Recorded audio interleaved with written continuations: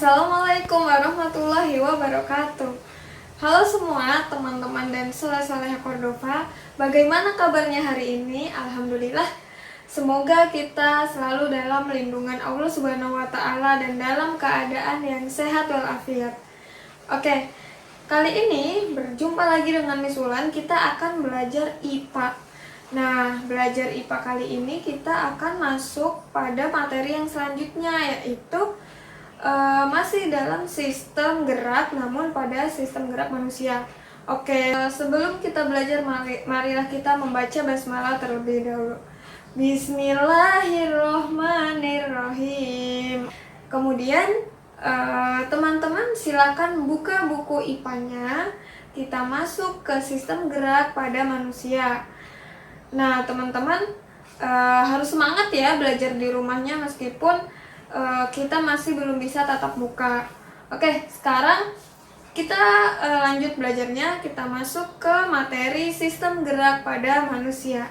Nah, teman-teman, yang akan kita bahas pada materi kali ini adalah sistem gerak pada manusia yang terdiri dari tulang, sendi, otot, dan juga kelainan pada sistem gerak manusia.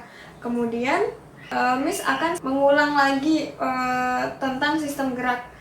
Oke, jadi sistem gerak pada manusia tersusun atas rangka, otot, sendi, atau persendian. Nah, yang pertama akan kita bahas adalah rangka pada manusia. Nah, rangka pada manusia adalah alat gerak pasif. Nah, kenapa disebut alat gerak pasif? Ada yang tahu? Karena rangka tidak dapat bergerak tanpa bantuan otot, oleh karena itu disebut dengan alat gerak pasif. Nah, fungsi dari rangka itu apa? Fungsi dari rangka yaitu untuk membentuk tubuh, untuk melindungi organ dalam, dan juga tempat melekatnya otot-otot. Kemudian, rangka pada manusia juga tersusun atas tulang belulang. Berdasarkan jenisnya, tulang dibedakan menjadi tulang rawan atau yang biasa kita sebut dengan kartilago dan juga tulang keras atau yang disebut dengan osteon. Nah, berdasarkan bentuknya, sekarang berdasarkan bentuknya ya, diingat-ingat. Berdasarkan bentuknya, tulang keras terbagi menjadi 4. Yang pertama adalah tulang pipa. Memiliki ciri-ciri yaitu panjang, berukuran panjang, memiliki rongga di tengahnya yang disebut dengan sumsum dan juga berbentuk seperti tabung. Contoh dari tulang pipa itu apa? Contohnya yaitu pada tulang paha, tulang lengan, tulang betis, tulang kering, dan juga tulang hasta, serta tulang pengumpil. Kemudian yang kedua ada tulang pipih. Ciri-ciri dari tulang pipih yaitu berbentuk pipih dan seperti lempeng serta memiliki rongga. Contoh dari tulang pipih yaitu ada pada tulang-tulang tengkorak yang membentuk kepala kita, tulang rusuk dan juga tulang belikat. Kemudian yang ketiga itu ada tulang pendek. Ciri-ciri dari tulang pendek yaitu bentuknya silindris dan ukurannya yang pendek. Contoh dari tulang pendek yaitu pada pergelangan kaki dan juga pergelangan tangan. Kemudian yang keempat adalah tulang tak beraturan. Ciri-ciri tulangnya yaitu bentuknya tidak beraturan. Kemudian contoh dari tulang tak beraturan adalah pada ruas-ruas penyusun tulang belakang. Nah, selanjutnya yuk kita pelajari apa saja tulang-tulang penyusun tubuh kita. Nah, ada yang tahu tidak? Tubuh kita tersusun dari tulang-tulang apa saja? Oke, jadi tubuh kita tersusun atas tulang kepala atau yang biasa kita sebut dengan tengkorak. Kemudian ada rangka badan atau yang biasa kita sebut dengan aksial dan juga tulang anggota gerak. Anggota gerak ada tangan dan kaki ya, yaitu yang biasa disebut dengan apendikular. Nah, yang pertama akan kita bahas adalah tulang kepala atau tengkorak atau juga disebut dengan kranium. Nah, ternyata tulang tengkorak kita itu tersusun dari banyak tulang loh teman-teman. Padahal bentuknya terlihat sederhana ya, hanya berbentuk tempurung. Tapi ternyata di dalamnya tersusun dari banyak tulang-tulang. Nah, tulangnya ada tulang apa aja? Yaitu tulang pipi yang disambungkan oleh persendian. Kemudian, apa saja tulang-tulang penyusun tengkorak kita yang lainnya? Nah, kita akan bahas satu persatu. Nah, yang pertama itu ada tulang dahi atau yang biasa disebut dengan frontal. Yang kedua yaitu ada tulang rahang bawah. Tulang rahang bawah disebut juga dengan tulang mandibula. Kemudian yang ketiga ada tulang rahang atas di sini. Tulang rahang atas disebut juga dengan tulang maksila. Kemudian yang keempat ada tulang oksipital yang melindungi kepala bagian bawah belakang yang di sebelah sini ya. Kemudian yang kelima ada tulang pelipis atau yang disebut juga dengan tulang temporal. Yang keenam ada tulang parietal. Nah, tulang parietal itu melindungi kepala belakang tapi yang bagian atas di sebelah sini. Kemudian kita lanjut ke tulang rangka badan atau yang biasa disebut dengan aksial. Nah, rangka aksial ini terbagi atas ruas-ruas tulang belakang, tulang rusuk dan juga tulang dada, gelang panggul serta tulang pada bahu. Nah, bagian-bagian dari rangka aksial adalah tulang belakang yang berfungsi untuk menyangga berat dan memungkinkan kita melakukan berbagai jenis posisi atau gerakan. Nah, tulang belakang sendiri tersusun atas 1 ruas tulang atlas dan juga 7 ruas tulang leher atau yang biasa disebut dengan serviks. Kemudian ada 12 ruang penyusun tulang punggung atau yang biasa disebut dengan toraks. Dan dilanjutkan dengan 5 ruas tulang pinggang atau yang biasa disebut dengan lumbar dan 4 ruas tulang ekor atau koksigea yang menyatu. Kemudian selanjutnya ada juga tulang sternum atau disebut dengan tulang dada dan juga tulang rusuk atau koste. Nah, fungsinya yaitu bersama-sama membentuk pelindung bagi organ yang terdapat di rongga dada seperti paru-paru, jantung, dan organ tubuh bagian dalam dada.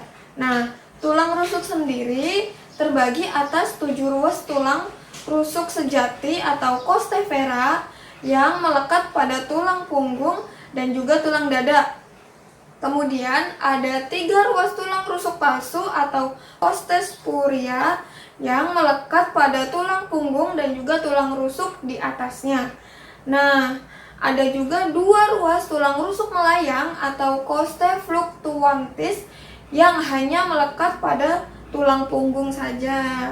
Yang bagian bawah yaitu namanya tulang rusuk melayang. Kemudian dilanjutkan juga ada tulang dada yang terdiri dari manubrium sternum atau tulang dada hulu dan juga corpus sterni atau tulang dada badan. Nah, lalu tulang badan pada bagian bawah ada yang disebut dengan tulang panggul yang biasanya disebut juga dengan tulang pelvis. Nah, dan juga ada lagi tulang kelangkang yang biasa kita sebut dengan tulang sakrum. Kemudian selanjutnya kita masuk ke tulang anggota gerak atau yang biasa kita sebut dengan tulang apendikular. Nah, terdiri dari rangka apendikular atas yaitu bagian tangan dan juga rangka apendikular bawah yaitu bagian kaki. Nah, kita bahas dari apendikular bawah terlebih dahulu. Yang pertama, rangka apendikular bawah yaitu ada 2 tulang paha atau femur. Kemudian ada 2 tulang betis yang biasa disebut dengan fibula. Kemudian ada 2 tulang kering yang disebut dengan tibia. Selanjutnya ada 14 tulang pergelangan kaki atau yang disebut dengan tarsal, 10 tulang telapak kaki atau yang disebut dengan metatarsal dan juga 28 tulang jari kaki atau yang disebut dengan phalanges. Nah, selanjutnya pada bagian gelang panggul atau pelvic girdle yang juga masih termasuk rangka apendikular terdiri dari 2 tulang usus atau ilum, 1 buah tulang kemaluan atau pubis dan 2 tulang duduk atau yang disebut dengan ischium. Kemudian lalu kita naik ke anggota gerak bagian atas atau apendikular atas. Nah, apendikular atas terdiri dari gelang bahu atau pectoral girdle dan juga tulang tangan.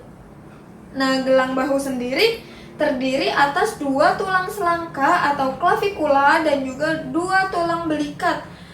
Nah, kemudian tulang tangan terdiri atas 2 tulang lengan atas, ya, 2 sebelah kanan dan juga sebelah kiri atau yang biasa disebut dengan humerus, dan lengan bawah yang terbagi menjadi 2 tulang pengumpil atau radius dan juga 2 tulang hasta. Ini hasta ya, atau yang disebut dengan ulna.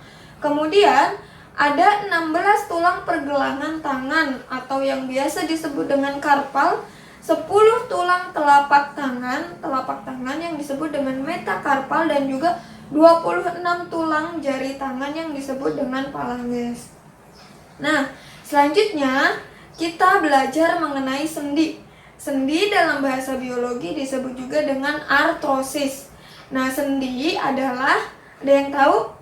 Sendi adalah persambungan antar tulang-tulang. Jadi yang menyambungkan tulang-tulang kita itu adalah sendi. Berdasarkan gerakannya, sendi terbagi menjadi 3 macam, yaitu sendi mati atau sinartrosis, yang kedua ada sendi kaku atau ampiartrosis, dan yang terakhir ada sendi gerak atau diartrosis. Sendi pertama yang akan kita bahas adalah sendi mati atau sinartrosis. Nah, sendi mati adalah sendi yang tidak bisa digerakkan sama sekali. Kenapa? Ada yang tahu? Ya, jadi kenapa tidak bisa digerakkan sama sekali? Karena hubungan antar tulangnya dihubungkan oleh serabut jaringan ikat. Nah, kemudian sendi mati terbagi lagi menjadi 2, yaitu si fibrosis yang dihubungkan oleh jaringan ikat, contohnya persambungan antara tulang tengkorak atau yang disebut dengan sutura, dan yang kedua adalah si kondrosis yang dihubungkan oleh tulang rawan, contohnya persambungan pada tulang rusuk dengan tulang punggung. Kemudian sendi yang kedua adalah sendi kaku atau ampiartrosis. Nah, sendi kaku adalah sendi yang bisa digerakkan, tetapi gerakannya hanya terbatas. Kenapa? Karena hubungan antar tulangnya dihubungkan oleh kartilago sehingga bisa digerakkan tetapi terbatas. Contohnya yaitu ada pada hubungan tulang rusuk dengan tulang dada. Nah, selanjutnya yang ketiga itu ada sendi gerak atau diartrosis. Nah, sendi gerak adalah sendi yang dapat bergerak bebas sesuai dengan namanya, yaitu sendi gerak. Kenapa? Karena sendi ini tidak dihubungkan oleh jaringan ikat sehingga dia tidak terikat. Sendi gerak itu terdiri dari sendi peluru, sendi engsel, sendi putar, dan juga sendi pelana. Nah, yang pertama kita akan bahas sendi putar. Sendi putar itu ciri-cirinya yaitu ujung tulang yang satu mengitari ujung tulang lain sehingga memungkinkan gerakan memutar. Contohnya yaitu sendi antara tulang atlas dengan tulang aksis yang membuat kepala kita dapat berputar atau menggeleng. Kemudian yang kedua yaitu sendi engsel. Sendi engsel adalah sendi yang salah satu tulangnya hanya dapat digerakkan ke satu arah. Nah, kenapa disebut sendi engsel? Karena gerakannya mirip dengan engsel pintu. Contohnya yaitu pada lutut, siku, dan juga ruas jari ini. Seperti ini adalah contoh dari sendi engsel. Seperti itu. Kemudian yang ketiga ada sendi pelana. Nah, sendi pelana itu kedua ujung tulang membentuk sendi berbentuk pelana dan berporos 2. Sehingga mirip gerakan seperti orang menunggang kuda. Contohnya yaitu pada tulang ibu jari dan juga tulang telapak tangan dengan ruas jari. Contohnya itu seperti ini. Gerakan ini adalah contoh dari sendi pelana. Kemudian sendi gerak yang terakhir yaitu ada sendi peluru. Nah, sendi peluru adalah sendi yang menyebabkan gerakan ke segala arah. Contohnya yaitu antara tulang pinggul dengan tulang paha dan sendi antara tulang lengan atas dengan tulang belikat nih. Jadi yang menyebabkan tangan kita bisa bergerak ke segala arah itu ini adalah sendi peluru, seperti itu. Nah, selanjutnya kita akan membahas mengenai hubungan antar tulang. Nah, hubungan antar tulang memiliki ciri yang berbeda-beda. Yang pertama, pada bagian tengkorak, tulang-tulang penyusunnya terikat kuat. Kemudian di antara tulang-tulang penyusun tulang belakang terdapat tulang rawan, sehingga hanya memungkinkan gerakan yang terbatas. Kemudian pada alat gerak, beberapa tulang membentuk persendian sehingga dapat bergerak bebas. Nah, berikutnya kita akan membahas mengenai otot. Apa itu otot? Otot adalah alat gerak aktif pada manusia.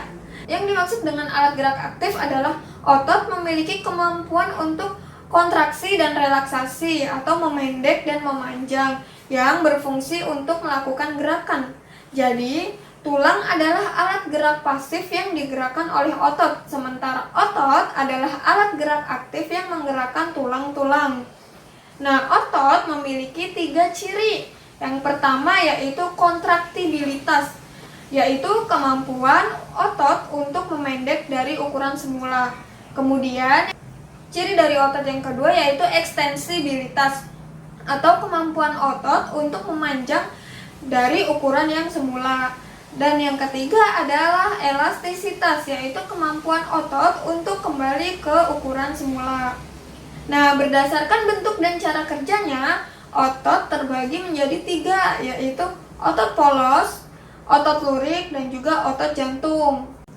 Nah, selanjutnya kita akan membahas mengenai gangguan sistem gerak pada manusia. Nah, contohnya yaitu gangguan yang seringkali terjadi yaitu pada kebiasaan duduk yang salah. Nah, contohnya ada skoliosis, kifosis, dan juga lordosis.